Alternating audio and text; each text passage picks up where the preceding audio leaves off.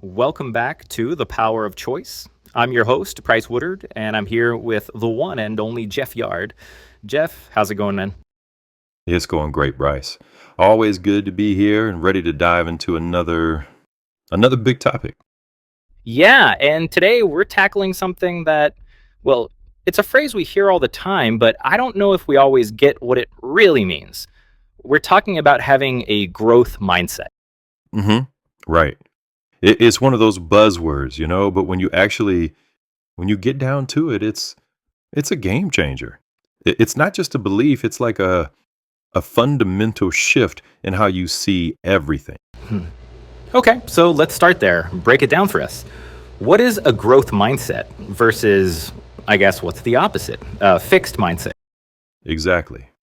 A fixed mindset is the belief that your talents, your intelligence, your abilities, they're just static. They're fixed. You're either good at something or you're not.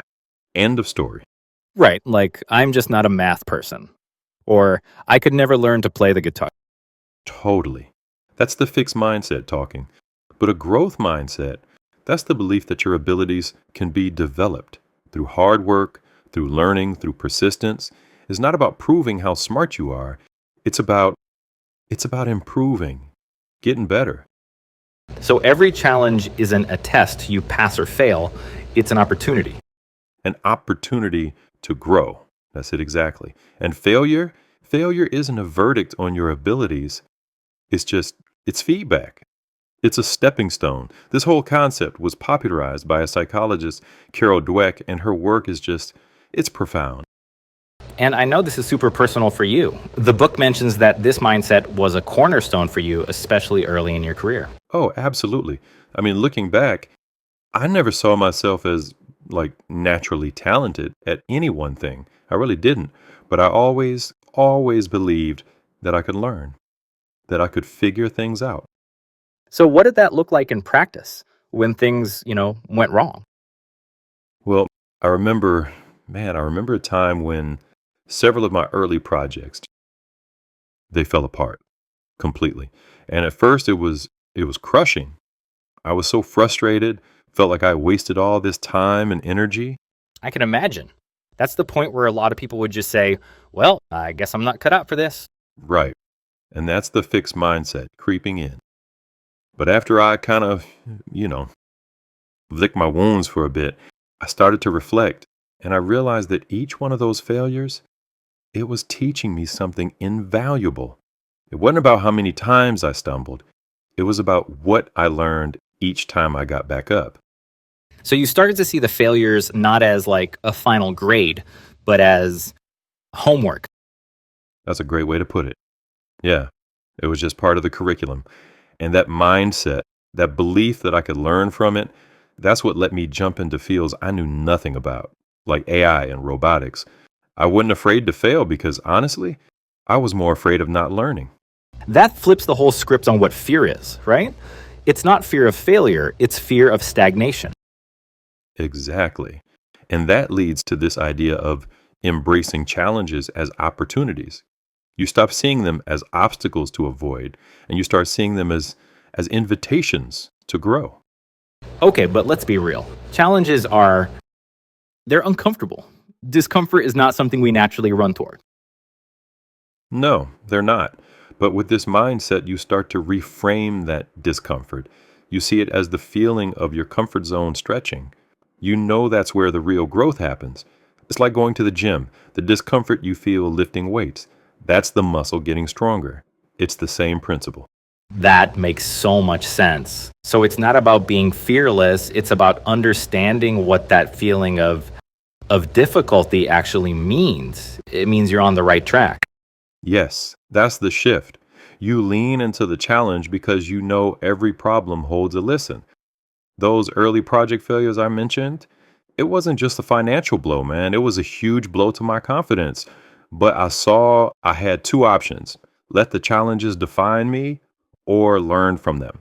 And that choice is that's everything. That's the whole show, right? The power of choice. It really is. And this brings us back to the role of failure. We are so conditioned to fear it, to see it as a reflection of our limitations. But It's not the opposite of success, it's an integral part of it. There's that famous Thomas Edison quote, right? About the light bulb. hmm I have not failed. I've just found 10,000 ways that won't work. His whole approach was that failure was just part of the process. It wasn't a dead end. It was a detour that was guiding him to the right path. He was learning with every single failure. So for someone with a growth mindset, failure is actually expected. It's expected and it's welcome. It's a reminder that growth takes time and effort. It's not about how many times you fail, man. It's about how many times you're willing to get back up, reflect, recalibrate, and keep going. And that getting back up, that's resilience, isn't it? Which is another huge piece of this. It's the cornerstone of a growth mindset. Resilience is what lets us bounce back, keep pushing through, even when progress feels impossibly slow. It's mental toughness. And I know you have a very personal connection to this idea. The book mentions how being a father has redefined resilience for you. Yeah, yeah, more than anything. Being a father to my nonverbal autistic son, it has taught me more about resilience than any business failure ever could. Mm. Every single day brings its own set of challenges, some small, some enormous. hmm There are days when I feel completely out of my depth, but I've learned that, progress isn't always linear. Some days it's just about taking one step forward, even if it's a tiny, tiny step. My son has taught me that resilience isn't about pushing for quick results. It's about it's about sticking with it, staying patient, and just believing in the long-term process. Wow. That's powerful, Jeff. It's not about never feeling frustrated or tired. Not at all. I feel those things all the time. It's about recognizing those feelings and continuing anyway. It's about being committed to the journey, even when it's just really, really difficult. Okay, so for people listening who are thinking, this sounds amazing, but my mindset feels pretty fixed. How do you do it? How do you actually cultivate a growth mindset? Is it just like a switch you flip? I wish. No. It's a deliberate process. It takes consistent effort, but there are practical things you can do. The first one we already touched on, actively embrace challenges. When something hard comes up, try to reframe it in your mind. This isn't a threat. This is a chance to build my strengths. So see discomfort as a good sign. See it as a sign of growth. And second, reframe failure as learning. When you fall short, ask yourself, what can I learn from this? What could I do differently next time? I mean, it took me 2 years to break into the AI tech space. 2 years of closed doors and no. 2 years, man, that's a lot of rejection. It was, but those rejections weren't wasted. Each one taught me something about the industry, about my approach. The breakthrough didn't happen overnight, but when it did, it was because of all those failures I learned from. Okay, so embrace challenges, reframe failure. What else? Practice persistence. And this is where the idea of consistency comes in, which is a whole other topic, but so related. It's about showing up every day, putting in the work, and trusting the process. You build momentum with small daily wins. Yeah, that makes sense. It's like a growth mindset isn't it just a passive belief? It's powered by action, by consistency. You got it. Another one, and this is so simple but so powerful, use yet language. The way you talk to yourself matters.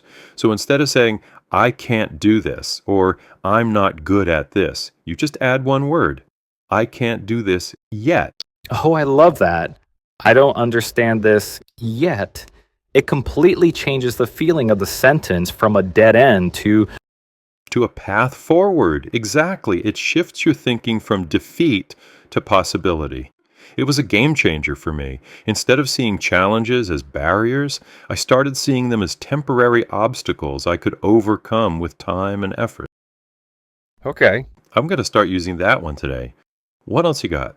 A big one is to surround yourself with growth minded people. Your environment matters. If you're around people who are negative, who are afraid of failure, it's hard to maintain your own growth mindset. But if you're around curious, supportive people, it's contagious. I've been so lucky to work with people who challenge me to think bigger. That's huge. Your community can either pull you up or drag you down, for sure. And then a couple more. Celebrate effort over results. Value the process more than the destination. That way you still feel a sense of accomplishment even if things don't turn out perfectly. And finally, reflect and adjust. Make reflection a regular practice. You're a big list maker, right? Constantly. I make lists not just to organize tasks, but to keep my goals front and center. And every day I'm looking at those lists and asking, what did I learn today? How can I adjust?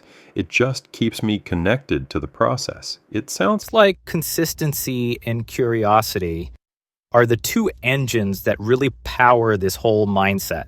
I think that's the perfect way to describe it. Consistency is the steady beat, the showing up, the discipline.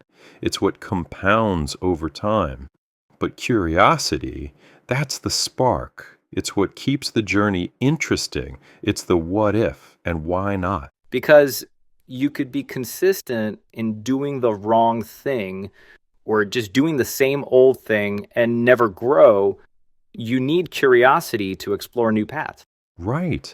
Lean too heavily on consistency, you get rigid. Too much on curiosity, and you're just chasing shiny objects without follow through. You need both. Consistency gives you the foundation, curiosity ensures your growth doesn't stagnate. So, as we wrap up, Jeff, what's the main takeaway you want people to leave with today about the power of a growth mindset? If they only remember one thing, what should it be? I think it's that your abilities are not carved in stone. You are not a finished product. You have the power to choose growth, to see challenges not as barriers, but as the path itself. It's not about who you are right now, it's about who you are becoming. Who you are becoming. I love that.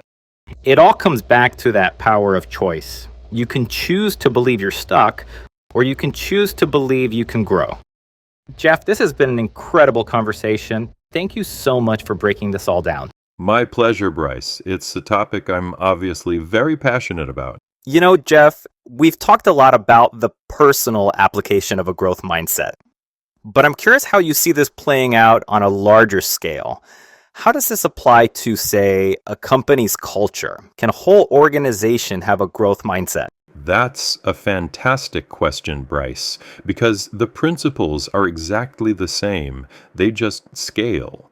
An organization with a growth mindset is one that believes the company's talents and abilities can be developed. It's a culture where learning is valued over knowing, and innovation is a natural byproduct of that. Instead of fearing failure, they see it as a necessary part of the innovation process. It's the difference between a company that says, "This is how we've always done it," and a company that asks, "How can we do this better?" So, what does that look like in practice? Can you give us some examples of how a company can actively foster this kind of environment? Absolutely. It starts from the top. Leadership has to model this behavior. They need to be open about their own failures and what they've learned. Companies can create innovation labs or 20% time, like Google, where employees are encouraged to experiment on new ideas without the fear of failure. Performance reviews are another big one. Instead of just rewarding results, you reward effort, learning, and collaboration. You celebrate the glorious failures that lead to important discoveries. It's about creating psychological safety, where employees feel safe to take risks. Yeah, absolutely. It's a great question because they're like two sides of the same coin. Think of it this way. Consistency without curiosity is, well, it's robotic. It's banging your head against the same wall day after day without ever wondering if there's a door somewhere else. That leads to burnout, right? You're just grinding. But but curiosity without consistency is it's just daydreaming. It's having 100 great ideas and starting none of them, or starting all of them and finishing none of them. It's scattered energy. The magic happens when they merge. Think of someone like Edison. He was famously consistent, right? Thousands of experiments. But it wasn't just mindless repetition. Each failure was fueled by curiosity. Okay, that didn't work. Why didn't it work? What if I try this instead?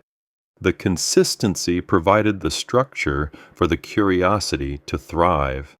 That's such a powerful way to look at it, not just for a company, but it brings it all back to the individual, doesn't it? I mean, we've covered so much ground today, from the basics of a growth mindset to how it can literally shape a whole organization. As we start to wrap this up, I'd love to just zoom back in. For the person listening right now, what are the big core pillars from the book you'd want them to really hold on to? That's a great question, Bryce. If I were to boil it all down, I'd say it comes back to four key ideas that are just completely intertwined. They are agency, gratitude, consistency, and curiosity. Agency is the belief that you are in the driver's seat of your own life. Gratitude is the fuel that keeps you going, the appreciation for the journey. Consistency is the engine, the daily effort, and curiosity is the steering wheel guiding you to new discoveries. They all work together. I love that. Agency, gratitude, consistency, and curiosity. It feels like a complete recipe. But I want to zoom in on those last two, consistency and curiosity, because we touched on them earlier, but I feel like their relationship is really the engine of growth, right? You could be consistent, but without curiosity, you stay on the same path, right? Talk a little more about how those two work together. Yeah, absolutely. It's a great question because they're like two sides of the same coin. Think of it like this. Consistency without curiosity is just, well, it's monotony, right? It's just grinding away at the same thing over and over. That leads to burnout. You just, running on a treadmill. But curiosity without consistency is just scattered energy. It's like having 100 great ideas, but never finishing a single one. You just jump from one shiny object to the next. The magic happens when you combine them. Thomas Edison is a perfect example.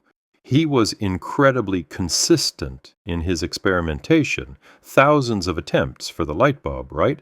But it was his curiosity that drove him to try a different filament each time. He wasn't just doing the same failed experiment over and over. He was consistently applying his curiosity. That's the engine of innovation. So it's like consistency is the work ethic, but curiosity is the creative director. One without the other doesn't really work. You need both to actually create something amazing. Exactly. That's the perfect way to put it. And that really brings us to the most important question for our listeners. How do you actually do it? How do we live these principles? Well, it's not as complicated as it sounds. It starts with small, almost tiny intentional actions. For example, instead of setting a huge, intimidating goal, you set a small, achievable one. Don't say, I'm going to write a book. Say, I'm going to write for 15 minutes today. That's it. It's about building momentum. And then you have to fall in love with the process, not just the outcome. Celebrate the fact that you showed up and did the work, whether it was good or not. And of course, the power of yet. Anytime you catch yourself saying, I can't do this, just add that little word at the end. It's a reminder that you're on a journey. And finally, celebrate your progress. Acknowledge the small wins. It's not about being perfect. It's about being better than you were yesterday. Wow, that is such a perfect way to bring it all together. I mean, this whole conversation has been so insightful. We've talked about the fundamental difference between a fixed and a growth mindset, and how one keeps you stuck while the other, it just opens up a world of possibility. We've talked about reframing challenges and failure not as verdicts, but as opportunities to learn and grow. And we've touched on the importance of building resilience, and how consistency and curiosity are really the two engines that drive this entire process. It's a lot to take in, but it's so incredibly powerful. And that is all from the Power of Choice podcast. If you want to buy the book, please see there's a link in the description. Thank you for joining us.